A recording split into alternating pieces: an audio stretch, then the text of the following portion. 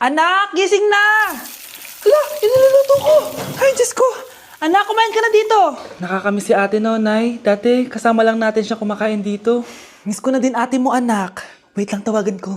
Hi, Nay! Ay, hello anak! Kamusta ka na dyan sa Manila? Eto, Nay. Malapit na akong gumraduate. Sa wakas naman, anak, kapag nag-graduate ka, makakauwi ka na dito sa probinsya. Nay, may sasabihin pala ako sa'yo. Hello, anak! Nay! Hello, anak! Nay, choppy ka, Nay! Ang bagal naman ng internet ni nanay.